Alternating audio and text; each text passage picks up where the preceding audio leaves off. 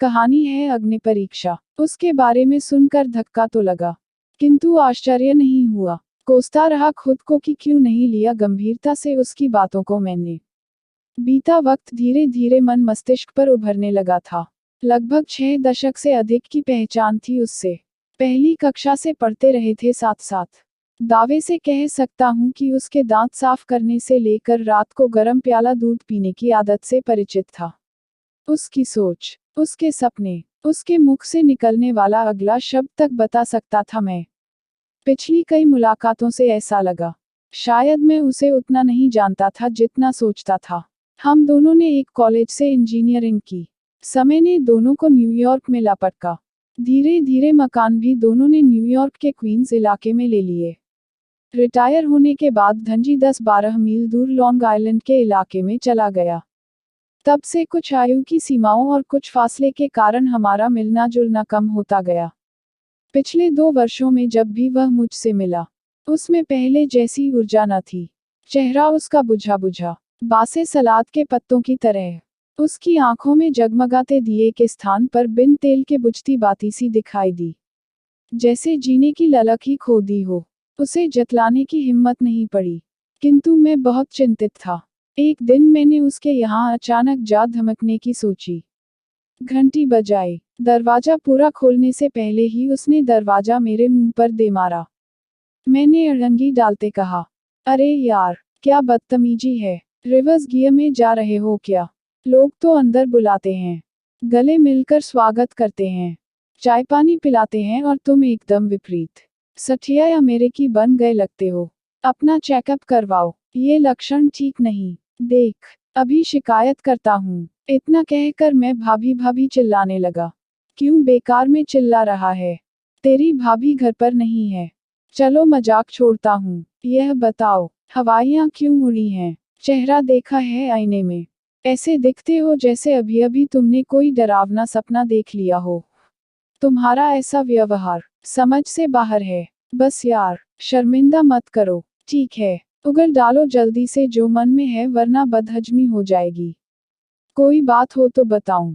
इतना कहते ही उसकी आंखें भर आई। धनजी, कभी ध्यान से देखा है खुद को? कितना दुबला हो गया है।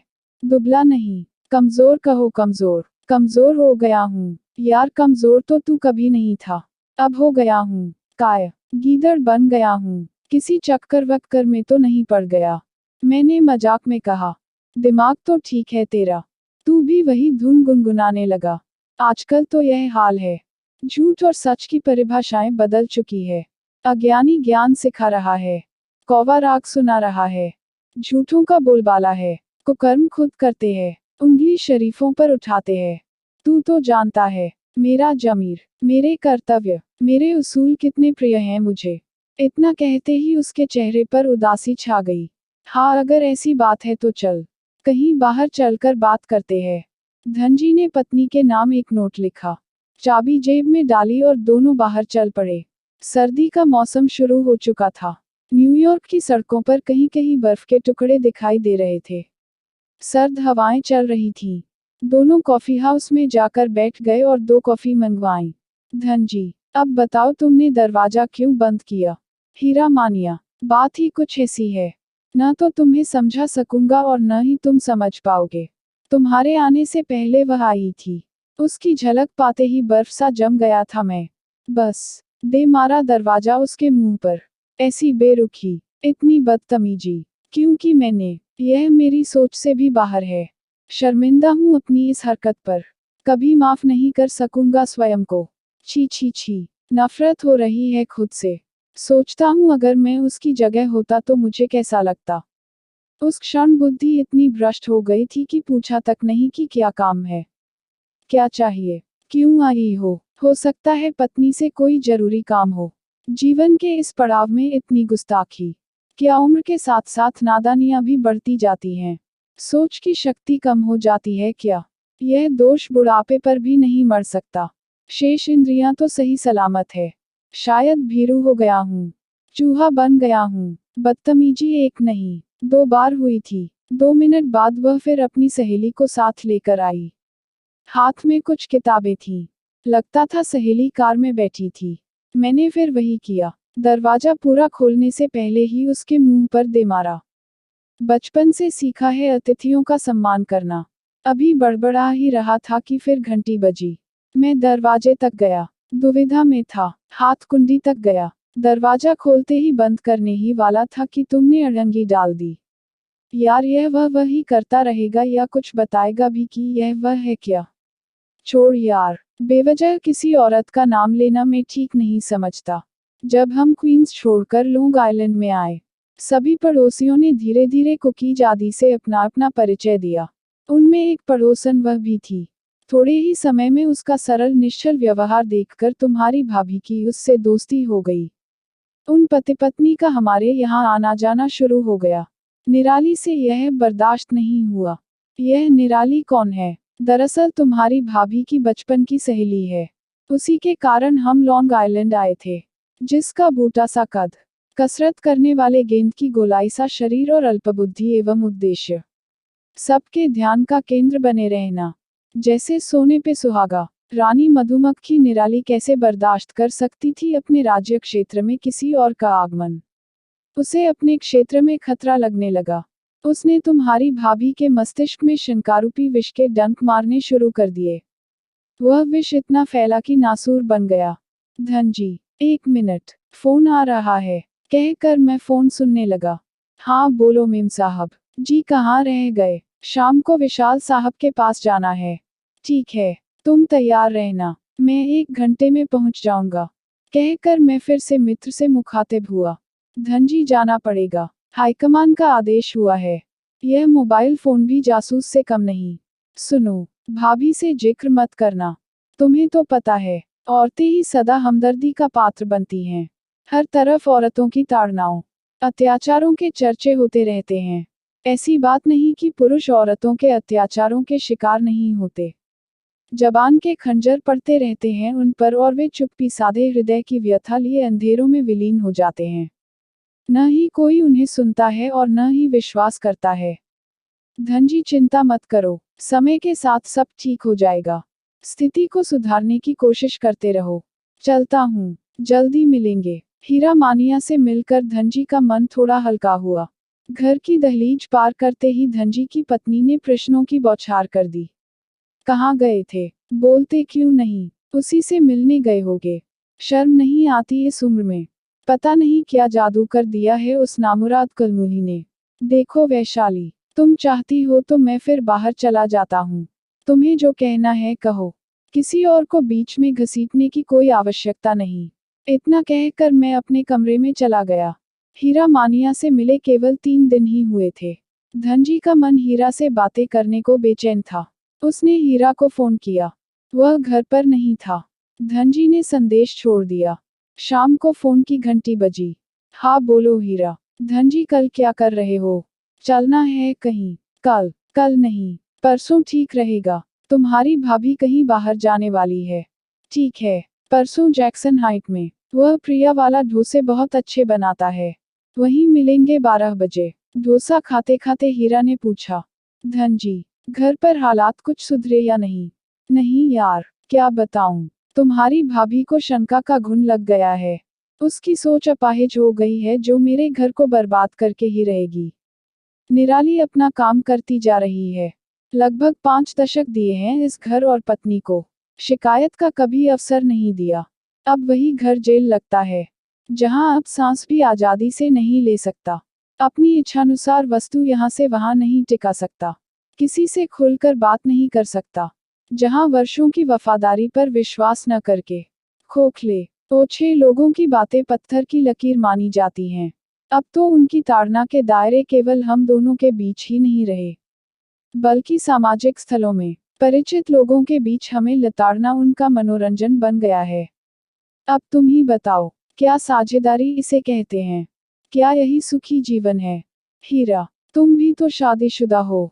धनजी, भाभी तो बहुत पढ़ी लिखी और समझदार हैं। फिर इतनी असुरक्षित भावनाएं क्यों?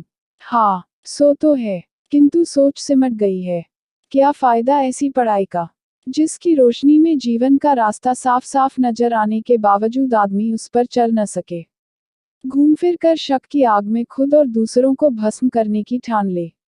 विश्वास नहीं होता। आज तक जब भी कहीं आदर्श दंपति का संदर्भ आता है, वहां तुम दोनों का उदाहरण दिया जाता है। स्थिति नाजुक है, बहुत समझदारी से काम लेना होगा। इतने वर्षों की साधना को हाथों से फिसलने मत देना। प्यार से समझाने का प्रयत्न करो। समझाओ। किसे समझाओ? जो सुनने को तैयार नहीं, जिसके लिए अर्थों की सारी उहापोह अब बासी हो गई है। स्थिति अब यह है कि मैं मुंह तक आए शब्द निगलने लगा हूं। किसके पक्ष में हथियार डालूं? सच्चाई के या उस झूठ के, जो मेरे घर में अशांति पैदा कर रहे हैं।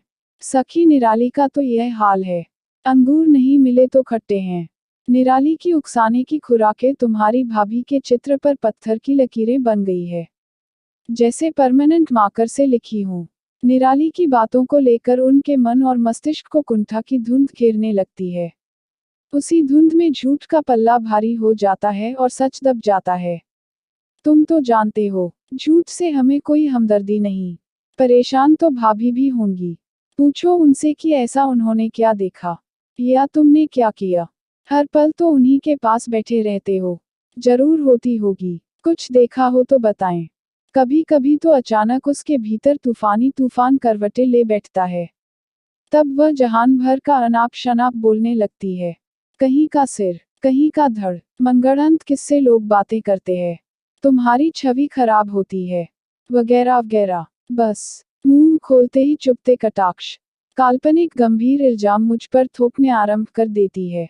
उस समय उसकी बातों के गुलाब कम और कांटे अधिक मेरे दिल पर खरोंचे छोड़ जाते हैं।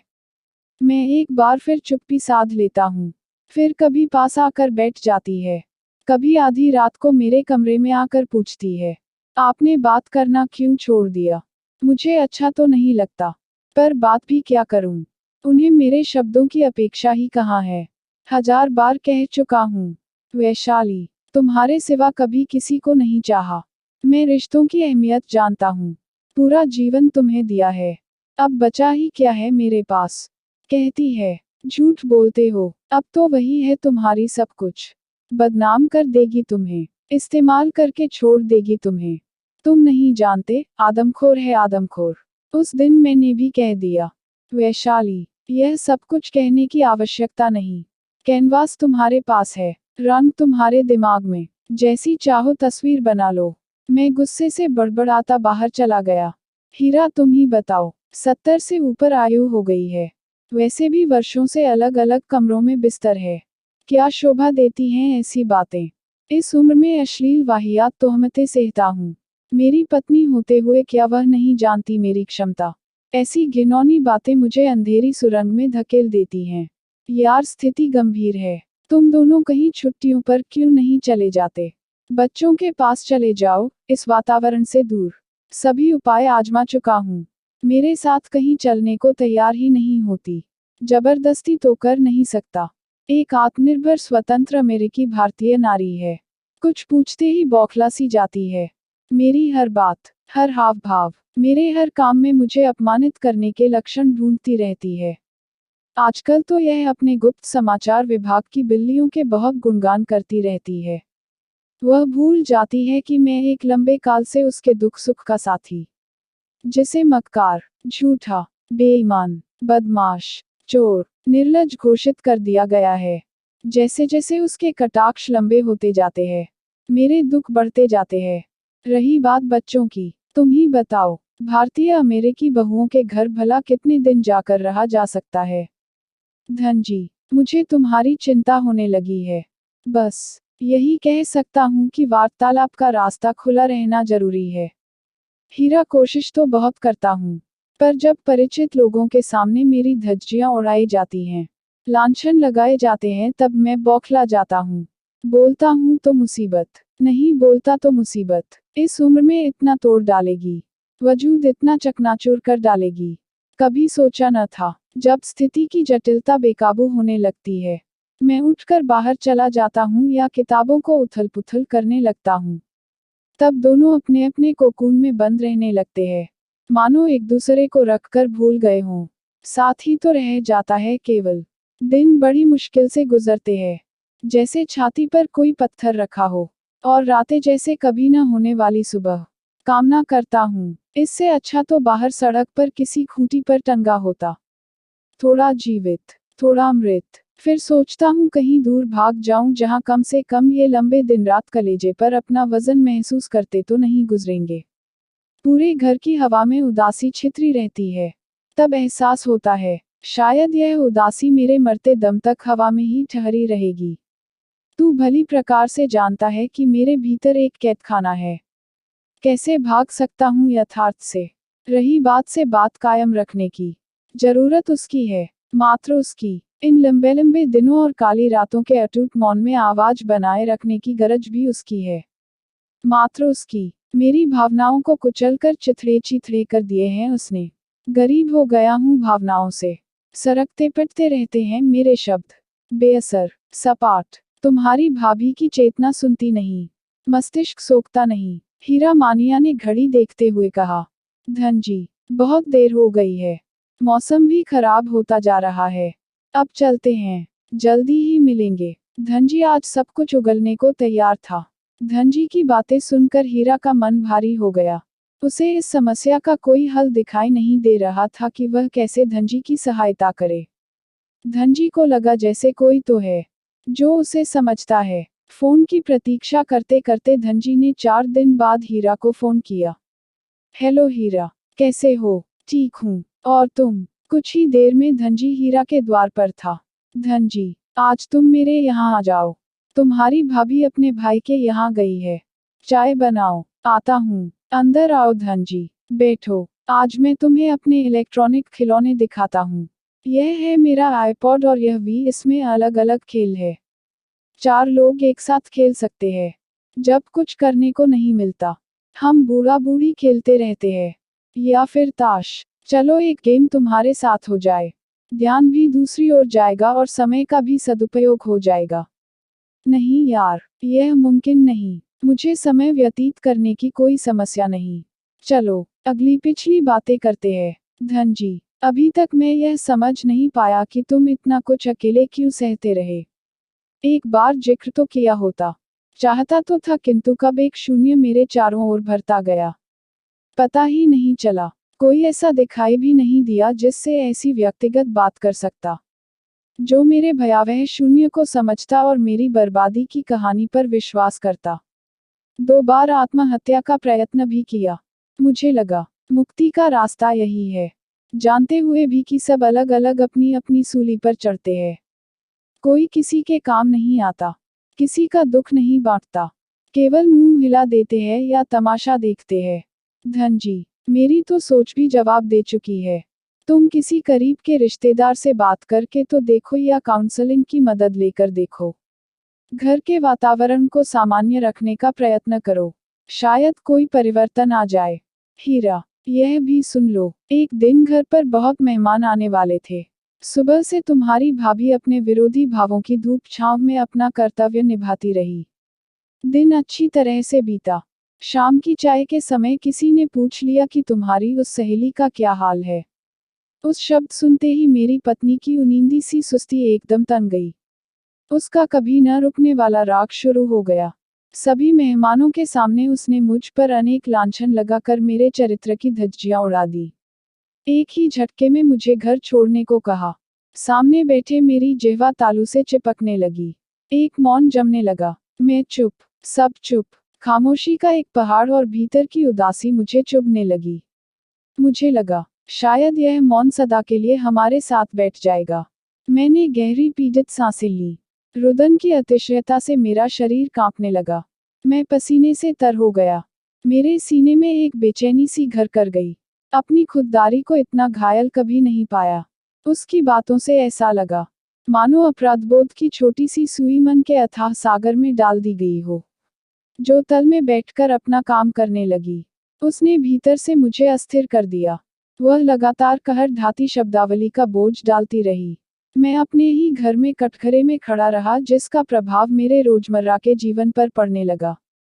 धनजी, अगर तुम कहो तो मैं भाभी से बात करके देखूं। ना ना, जब से वैशाली को पता लगा कि हम दोनों हर हफ्ते मिलते हैं, उसने तुम्हें दलाल के खिताब से सुशोभित कर दिया है। अब अपनी ही नियति में अकेला निशब्द सब सहता जा रहा हूँ। मेरे उसूलों की गर्दमिट। उस दिन मेहमानों के सामने उसकी निर्लजता का रूप देखकर मैं सकते में आ गया। वह रूप मेरे मन पर चिपका रहा। मैं चूर चूर हो गया। उसे मेरे टुकड़े भी पसंद नहीं थे, पर टुकड़े तो उसी ने किए थे। उसने ही मेरे उसूलों को अस्वीकारा और मुझे 2 टुकड़ों में बांट दिया। मैं सफाई के बोझ से दबा पड़ा हूँ। ना जाने कौन सा मेरा हिस्सा हृदय रोग के हमले के बाद मर जाने वाले हृदयकोष्ठ की तरह ठंडा हो गया। वह हमारी आखिरी मुलाकात थी। इसके बाद मुझे उससे मिलने का अवसर ही नहीं मिला। काश उससे मिल पाता। आज इस वक्त मैं धनजी के अंत्येष्टि संस्कार पर उसके घर बैठा खुद को धिक्कार रहा हूँ। वह चिल्लाता रहा। मेरा दोस्त मोमबत्ती की तरह पिघल पिघल कर अंधेरों में विलीन हो गया। रह रह कर मुझे उसके शब्द याद आ रहे थे। हीरा, मेरे शब्दों की उसे अपेक्षा ही कहाँ थी। मेरे भीतर का एहसास कातर पल पल छटपटाता रहा। मैं बोल नहीं पा रहा था, पर उसके कहे शब्द बार बार मस्तिष्क को झकझोर रहे थे। तार तार कर देने से वस्तु ही मिट जाती है, और मैं तो टर टर टर्राता रहा। वैशाली, तुम्ही को चाहा है, सिर्फ तुम्ही को। चाहो तो अग्नि परीक्षा ले लो। अगर आपको कहानी पसंद आए तो लाइक और शेयर कीजिए और चैनल को सब्सक्राइब करना मत भूलिए।